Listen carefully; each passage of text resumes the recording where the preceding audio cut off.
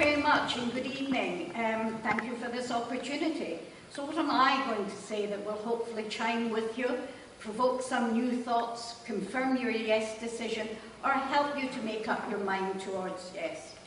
Well, first of all, it struck me a little while ago that I first met Mr. Jim Sillars more than 20 years ago when I was living in Wester Hailes. I was a lone parent with 4 boys under 12. And because I lived and worked in Wester Hailes for 13 years, I feel quite at liberty to say it was a bit of a Wild West place. And I was unemployed, we had no creches, and I couldn't afford a private nursery in those days. So I volunteered, and that was how I got into the voluntary sector eventually. But I went down to it was a TU hut, a temporary unit, and we had them for about 10 years. And I went down to the TU hut one day and they said, "Hey Selma, we're going to get twinned." And because it was Wester Hailes on the edge of Edinburgh, for about 5 minutes I thought, we're going to get twinned with a leafy suburb in Paris.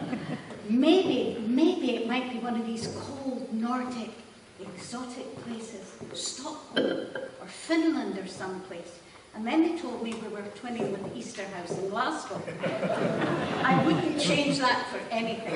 For the simple reason that was the beginning of my hands-on engagement with active politics, despite actually being born into that Labour Party supporting family. I joined the Labour Party later, and yes, I resigned this year. I hung in over illegal wars, but currently, the last year, has finally totally scunnered me. A total lack of opposition, no vision for the future. The death of the Labour Party in Scotland has been well and truly confirmed. They just don't know what to do with the corpses. But how do I know that I'm right in wanting, needing, and working to secure an independent Scotland? I have 4 primary reasons. Mainly because I'm not alone. You just have to look at their panel and you just have to turn around and look at yourselves. I'm not alone, apart from my experiences over the last 20-odd years, the mother, the grandmother, the lone parent, etc. But I am part of Edinburgh Women for Independence, and they in turn are part of the global Pan-Scottish Women for Independence. 7 days a week across Scotland, women are out leafleting, campaigning, chapping on the doors, running drop-in information sessions, big meetings, wee ones. Last week, for me, it was 20 women in a front room in Edinburgh, and of course, voter registration. This is a cross-section of women, not aligned to any party, maybe belonging to one party or to another. Old faces, line faces, new faces.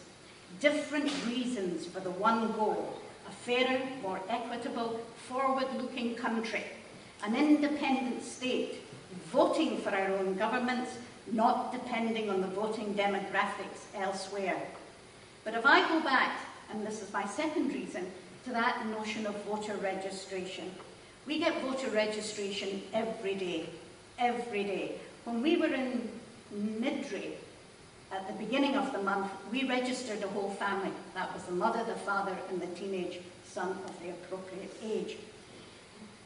And we're coming across people who say, well, I don't really do politics, and it's really nothing to do with me.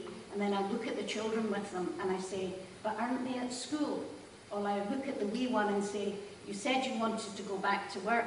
Have you found a nursery place? Can you afford a private nursery? That's the politics that we do every day. And what about the politics of the money in my purse? We know that for too many people, too many families, there's not enough money at the end of the week or the end of the month. The No campaign has just recently been seen to try to normalise, legitimise and justify food banks by pointing out that they started in mainland Europe. They're not unique to the United Kingdom. They've got them in Australia. So what? Does that make them okay? I'm quoting now directly. They are of social benefit to the general public. They bring communities together. They revitalise churches to engage with families. This is a reason for having food banks. Is this a rationalisation for having food banks? Does this make them acceptable? It's an attempt to normalise them into a permanent part of our society. You cannot legitimise poverty nor normalise it, and shame on them for trying to do so. Food banks should not be an acceptable part of our society. Food banks are symptoms and they are evidence of failed politics, failed parties, failed politicians. It's time we change that. We can, we should, and we will. But one big, number one priority that we meet regularly when we're out, and this is my third reason, is the NHS. We hear daily when we're out there voices worrying about the future of the NHS. Again, some folk have said, I don't need to worry, or rather, you don't need to worry, Selma. Every Scottish politician knows how sacrosanct the NHS is.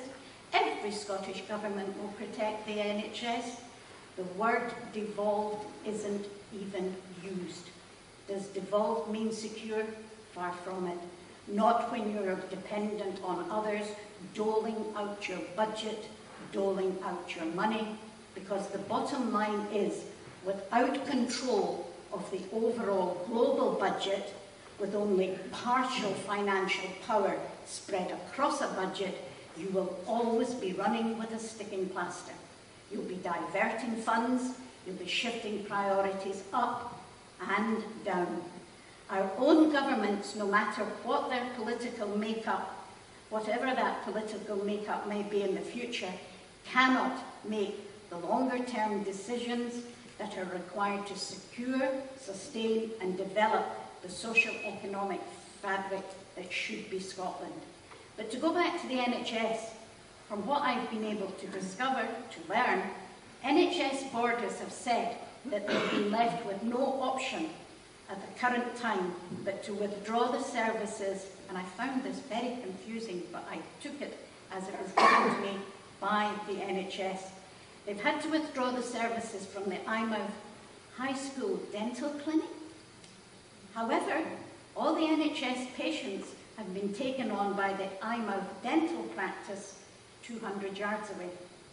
Specialisms and specialist treatments are going to continue in Coldstream, which I believe is about 23 miles away.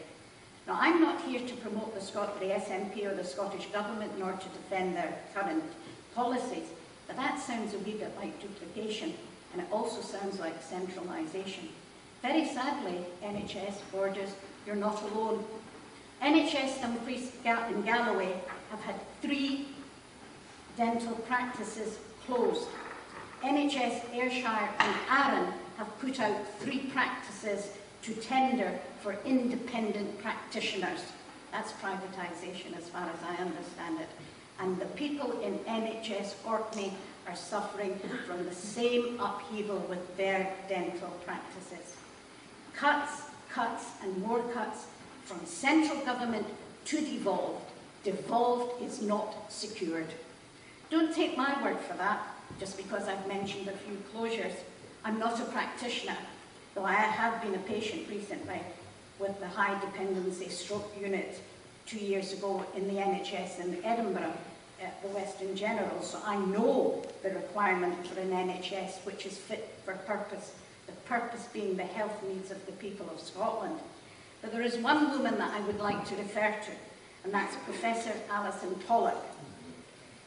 In her particular words, now Alison Pollock is Professor of Public Health at the Queen Mary University in London, but her Scottish qualifications, her experience and her hands-on knowledge of Scotland cannot be challenged. She was the founder and director of the Centre for International Policy of Public Health Policy at Edinburgh University, and her views on the cuts, her current views on the cuts. She reminded us in June of this year that the drive for privatisation means now, south of the border, that patients no longer have a right to basic treatment. There is a lack of access to GPs and elective surgery south of the border. The choice of venue for treatment post-diagnosis is no longer standard practice because there is no longer a duty to secure and provide. It is being eroded on the path to privatisation. And her warning, We will not escape the savage cuts that the NHS will experience down south because of the Barnett formula. And that's the proportion of cash that Scotland receives from Westminster. England is committed to taking 20 to 30 billion out of its NHS services over the next 5 years. That's a real decrease in public spending, and we will be affected proportionality basis through the Barnett formula. So what is my fourth reason? My fourth reason is we're not belaying the halt in the weak, and we're not too wee, stupid, or too feared. But what we are is, we're valuable. We have value, we have assets. Now, how do I know that? Because the bribes are getting bigger, and our hopes are, our memories are getting shorter and dimmer. I remember the promises made in 1979, not kept and ditched. I too remember Boris Johnson. Obviously, he hits a few notes. I remember Boris Johnson saying that there was more value of £1 being spent in Croydon rather than in Strathclyde. I remember him saying just a few days ago there would be nothing more given to Scotland, nothing to give, no need. Professor Pollock spoke about the Barnett formula. I remember Danny Alexander saying less than 3 months ago that the Barnett formula should be changed to reflect numbers of population and not need. You see, my MP, my local MP is a Lib Dem. His name is Mike Crockett, and I go to his public meetings. Sad woman. David Steele, Shirley Williams, and this week, Ming Campbell in Edinburgh, in meetings that I have attended, listened to, stuck my hand up, asked my questions, all agreed and confirmed this week that the Lib Dems' focus and future is to change the Barnett formula, yes, but to introduce a federal state. No, I promise you, I'm telling you, I was there. I was there this week. This is what the Lib Dem party now aspires to. Changing the Barnett formula, they'll only be able to do that with a federal state. I sat there, I listened to that. This is so obviously detrimental to Scotland, but it's a key platform, and Carmichael wishes to advance that. He advocates abolishing his post and his office and creating a department of the regions. And regions make, not prizes, but regions make stepping stones to federalism. The three main parties tried very recently to bribe us yet again with the promise of a pledge. But that pledge of further powers is already under threat, since the same Carmichael has invited the three parties, and yes, the Scottish Government, to a meeting in October to discuss the pledge and move the contents forward. Does he think we can't see the smoke and mirrors that's going on there? Three parties, none of whom have elected power in Scotland, are inviting the Scottish Government to a meeting? We're not a bunch of numpties. We know that anything in a pledge has to move from the pledge into the party's manifesto. The party has to win power, and then the party has to move some, never all of its manifesto promises, into parliamentary business. And then they have to get it through parliamentary business. I'm going to run out of fingers. And then they've got to get it on the statute book. In view of those hurdles and the failure of parties to keep their promises once in power, need I refer to the students and broken promises? Why would we believe in the promise of more power once we've said no to power through the ballot box?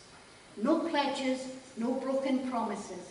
We, the voting public, declare our intent to fashion future politics and future Scottish governments, their policies and practices through one simple act, the act of voting yes. I said at the beginning I was part of Women for Independence, and we recognise through all these meetings across Scotland that we've got this mass movement, this synergy involving grassroots, the young, the old, men, women, younger people across Scotland. There is one other thing for me that's happening with this movement, and it's a movement of consciousness. and it's bringing about a power, a liberating power.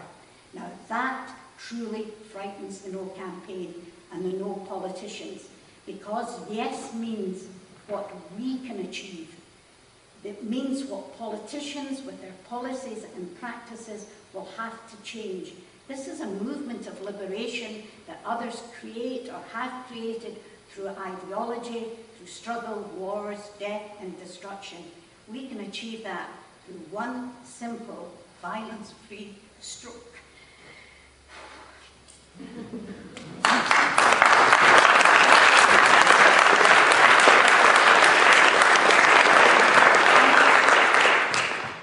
And it's that stubby wee pencil.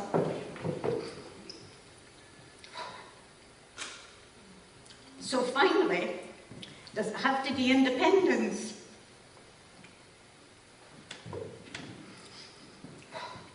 You had to mention India. You had to mention India, Pakistan. Right. Okay, does it have to be independence? Yes, it does. Is it federalism? No way, it's never going to come. Is it the Lib Dems' way of federalism? No way. Is it more devolved powers? No. Why? I'll give you some statistics. I really hate statistics, but just bear with me. In 14 elections out of 18, Scotland's vote had no effect on the outcome. Scotland opposes and Westminster imposes. 76% of Scottish MPs voted against further austerity cuts contained in Osborne's 2010 finance bill, but they all went ahead. 82% of Scottish MPs voted against the new higher VAT of 20%, but the VAT went up along with the prices that we pay in the shops, and that's my politics, my money in my purse. 81% of Scottish MPs voted against the welfare cuts contained in the Welfare Benefits Bill, but 1 million Scottish families saw their incomes fall, and that includes the working poor. 91% of Scottish MPs voted against the bedroom tax, but we had it imposed anyway, with around 100,000 families in Scotland directly affected. It's not Lib Dem federalism, and it's not the promise of further devolved powers. It's yes all the way.